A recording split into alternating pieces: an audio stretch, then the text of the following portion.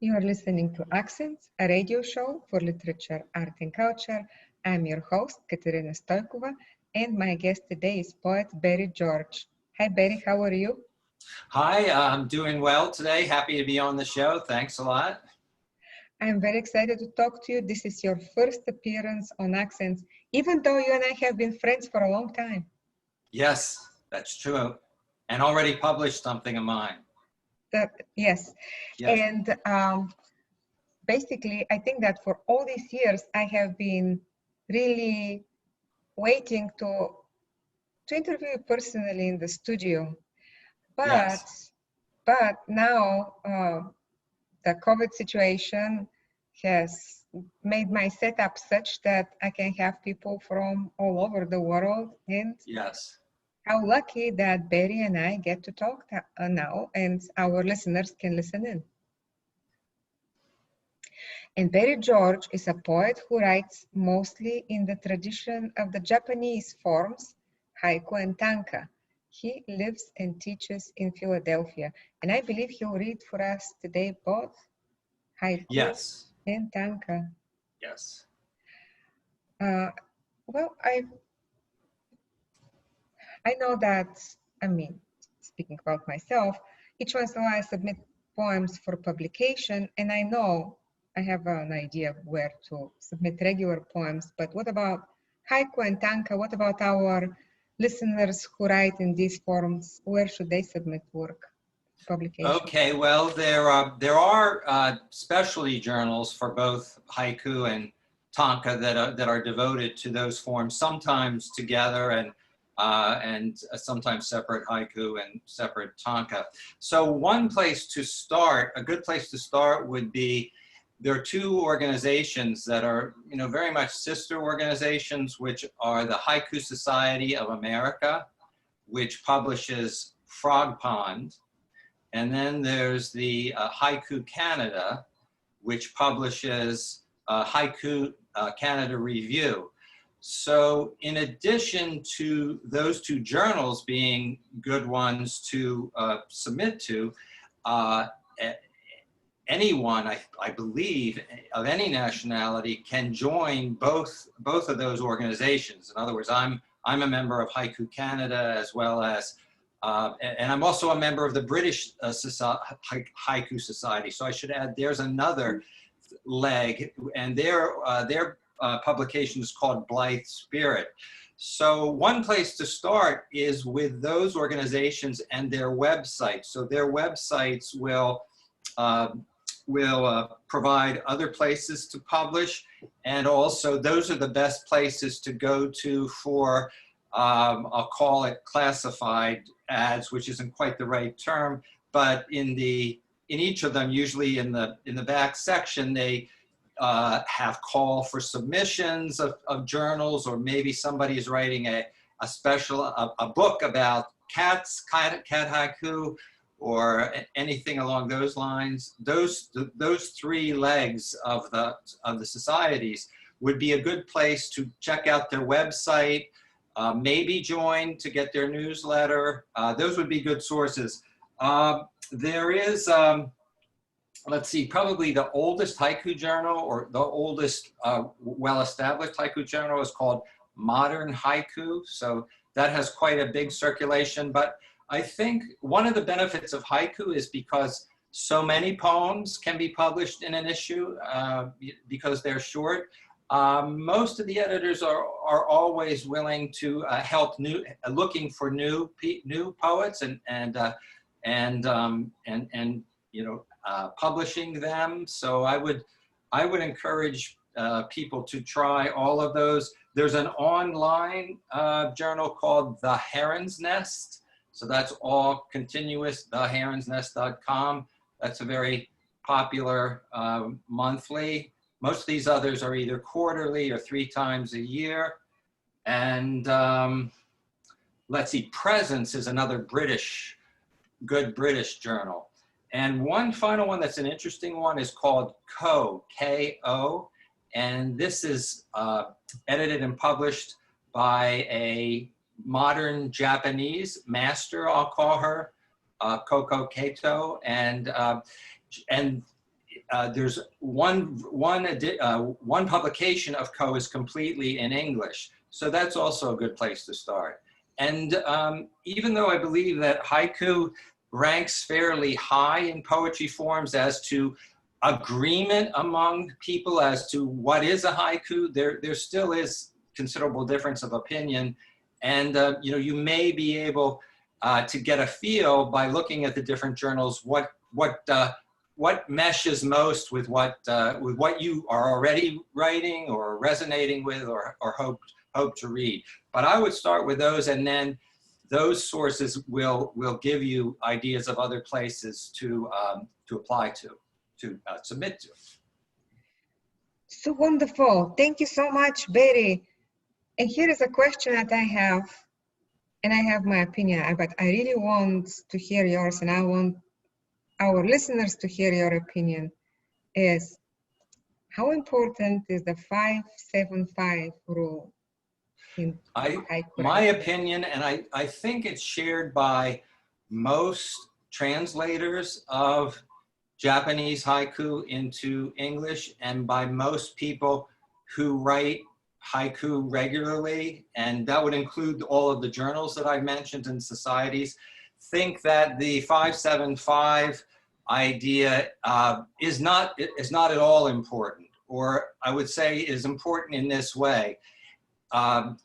So in Japanese, the Japanese language fits easily into the sound syllables of 5-7-5. And that underlies their literature going back to the 8th and 9th century. So, so English is a much different language. It comes of different sources. Our syllable structures are much different. And so it tends to be, if you try and translate something from Japanese to English, that you can do it usually in fewer English words. Also, if you try with the 5-7-5, I think most often it tends to be stilted in some way, tends to be forced. So I would say instead, what's important are the values of Japanese haiku. And I do believe that most people who write haiku, and including myself, find that the source to go to know what is haiku is to go back to the four masters, who are Basho, Busan, Issa, and Shiki. If they did it, it's haiku. Or, you know, there may be ways to variations on that because of modern times. Let me just say what some of those values are. So 5-7-5 is important in the sense that it is one breath, it is brief. So generally speaking, a haiku should be brief, one breath, concentrated, imagistic, focused on one perception or moment of emotion. So it's highly focused in that way and highly suggestive. With the images that you write, the way you carefully arrange the word, there's almost more left out to infer than is included.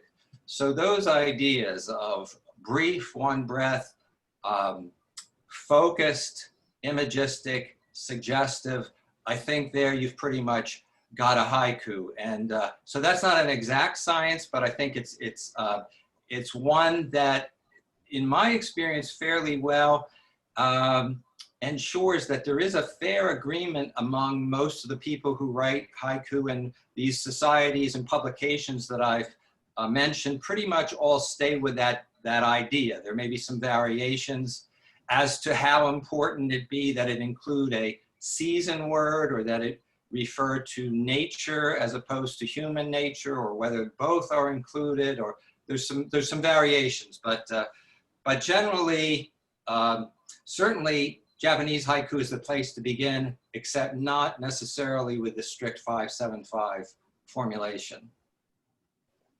Thank you so much. I rehearsed that one. I think that, yeah, you haven't said that for the very first time, Kevin. Well, there is a question that I was going to ask it for you after you read, but here it is now. What is the most important thing you teach your students? If there is one thing you want them to remember from your creative writing class or workshop, what is it?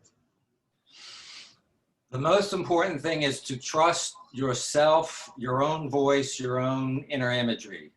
So it's your journey as a writer, as a poet. So read widely in poetry, attend workshops, find mentors, but ultimately trust yourself, trust your own, trust that what you're writing is from your own journey. And I mean, the further you go, I think the more you trust yourself in the face of anything else. I mean, in the beginning, you know, it's important to be open to criticism, to suggestions, but it's your voice, it's your images, it's your uniqueness as a poet that is going to be satisfying, and I would say is the reason that you're here as a poet, to be that unique person. Thank you very much. And what did you bring to read for us? Okay, so I've brought some selections from Sirens and Rain, which is an upcoming publication, book-length publication from Accents Publishing, which, as you probably know, if you're listening to this, is Katarina's press. And so that will be out in a couple of months. I'm very proud of that. So, so that's what I'd like to read from that.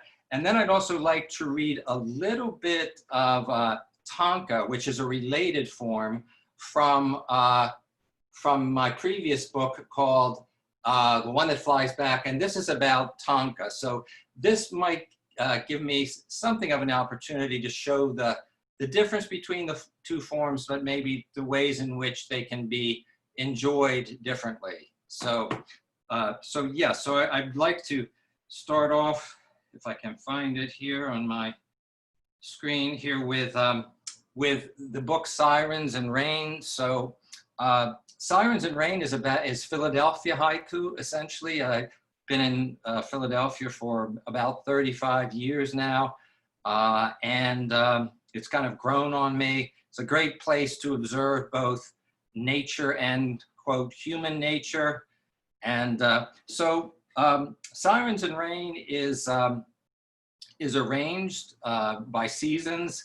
That can be a bit of a cliche in haiku books. So I've tried to really make it not all that formulaic, in a sense of here is spring, here is summer, but it does underlie, the seasons underline it, and a bit of a narrative, I think, begins to unfold in it as well.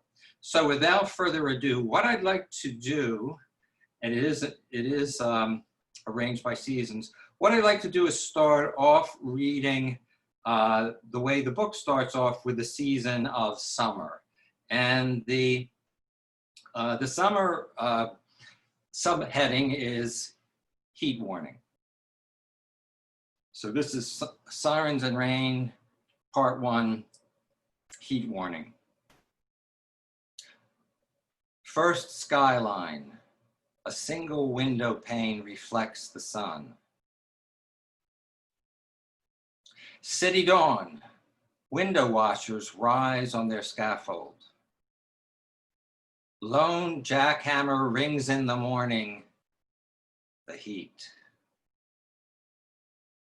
Street vendor carries pineapples up from the cellar.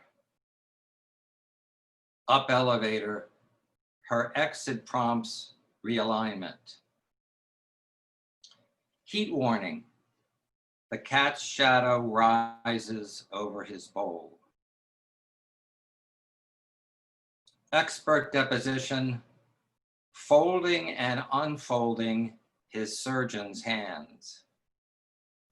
Untended fish stall, the lobsters stir in their tanks. Counting his pennies in the lunch line, the comptroller. In between fillings, the dentist again talks of his son. The coxswain's bullhorn floats down river, summer day. Long afternoon, again at the blinds, the wasp's shadow. Extended drought, the wake of a goose drifts toward shore. Slow conversation, a passing bus fills the diner window. The fan blows in the street scent, sudden rain. After the storm, he is rich in umbrellas, the homeless man. So that is much from summer, and I want to go to spring now. The collection begins with summer and ends with spring, and maybe just to fill in a little bit here. My ambit of experience in Philadelphia was I've moved a few blocks from where I lived at the time, but Chestnut Street, Philadelphia, which is kind of center city, the outskirts of center city of Philadelphia. So I like to write about what's going on, the people, the work, the people who work, the people who go about, and then also some of my poetry is from riding around on my bicycle, the Schuylkill River, and some of those reflect the river. I teach at Community College of Philadelphia. Some of my poems are about teaching, and I started out life as a small town lawyer in Doylestown, Pennsylvania, the Bucks County north of here. So I have lawyers in there, and but this is my idea of what recent years have been like for me, and the life that informs Philadelphia, Pennsylvania. A city I probably have a love-hate relationship, mostly love. It is, after all, the city of brotherly love. So I'm passing over the other seasons. Interestingly, the Japanese actually have a 5th season in this respect, which is September, October is a kind of transitional season between summer and fall. That section of mine is called cicada season. So you can think we are entering now soon into that part of the year, but now I'm zeroing in on bowing to dandelions is the last part, and it's about spring. So bowing to dandelions, muddy river, a statue's image struggles to the surface. First spring sun, the river gods lounge in dry fountains. Early thaw, on my favorite student's arm, a crude tattoo.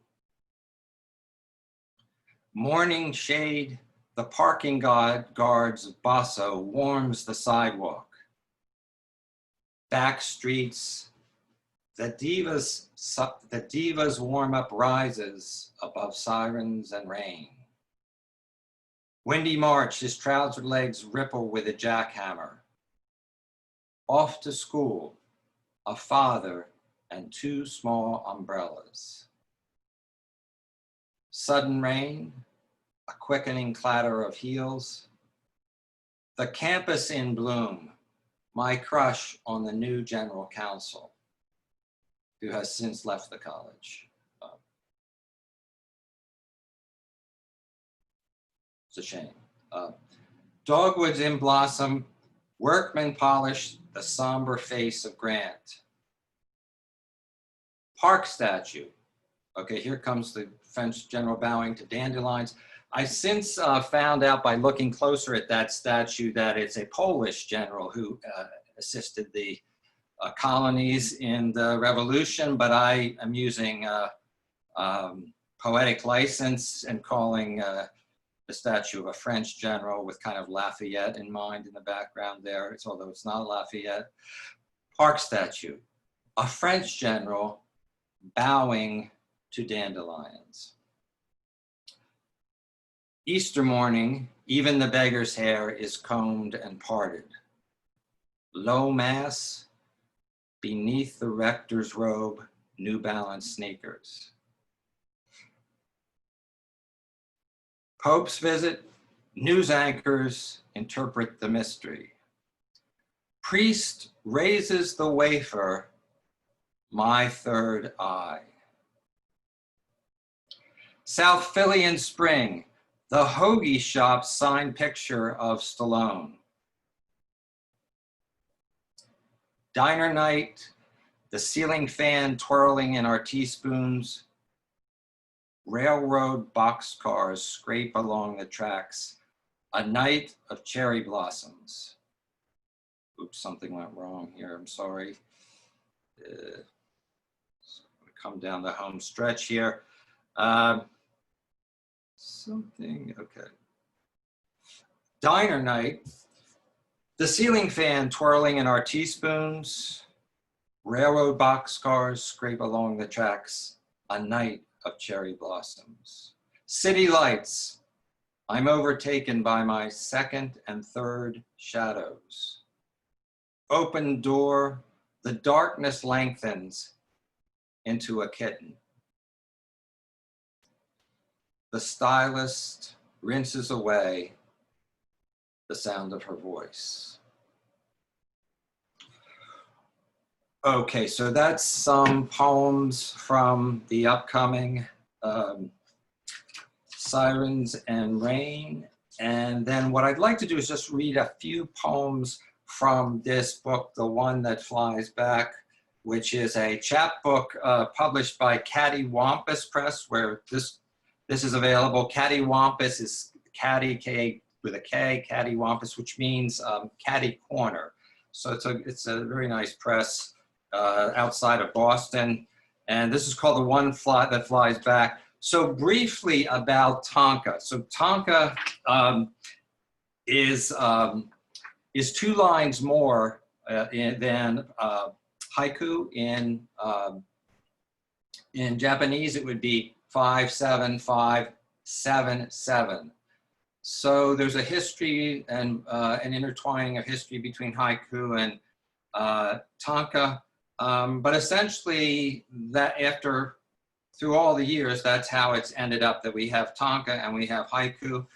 And the 2 extra syllables give you room to do more, room to be more lyrical, I think, room to use more figures of speech. And I think it's a different feel. So I just like to give you some sense of what I think are some of the states of mind and experiences that you can express in tanka, which I think are somewhat different from haiku. So, the sun is streaming in today. My copper bust of Kennedy again looks optimistic. And I actually have a visual aid there. That is my copper bust of John Kennedy from back in the day. Cat sprawled out on the windowsill, his tail alive with all that is April and airborne. Get a job, the father said. How could he know his son was Leonard Bernstein? I know this broadcast is originating from Kentucky, and in advance, let me apologize for the politics of the subject of this next poem. You know Jim Bunning as a former senator. I knew Jim Bunning back in the 1960s and 70s as the Philadelphia Phillies ace pitcher who pitched a beautiful, perfect game, as they call it, on Father's Day in 1964. Emerald June, not even a cloud that Sunday, Bunning pitched his perfect game. Reunion, that's old Mr. Reunion, that's old Mr. Hager's son. Old Mr. Hager. This is a little bit autobiographical because I started off, as I said, as a small town lawyer, and now live in the city and really am no longer a lawyer. So this is kind of about my doppelganger making his way through the city. I pass him on the sidewalk sometimes, hurrying by alone, a man who practiced law in my hometown. The aging lineman sits up in the night with winter in his ribs and legs and knuckles. The beautiful dark-haired woman in my yoga class, her bunion on the same foot as mine. In frangipani breezes along the white-walled Key West street, a cat moves, and with it, part of the night.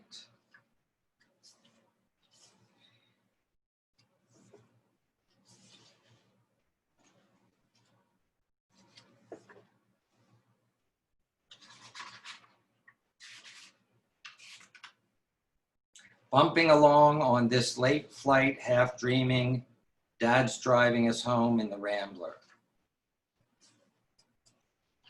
One more about my father. After the funeral, something rushed like wind through the church, and in the tallest pine outside, I swear you were singing.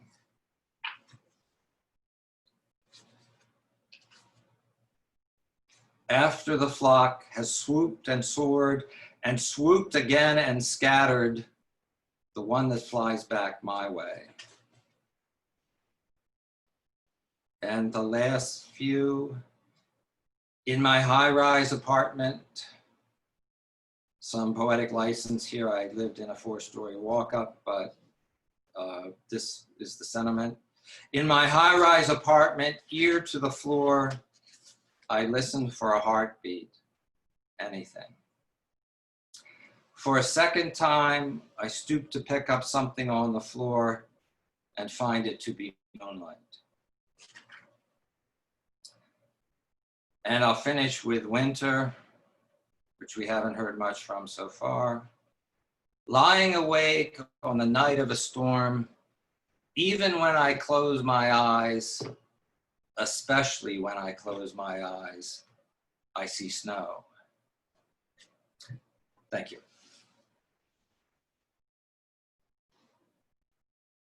Thank you, Barry. These are wonderful. Really looking forward to your new book, Sirens and Rain. And my last question is, what are you writing these days? What is your creative life like? Are you able to? Yes,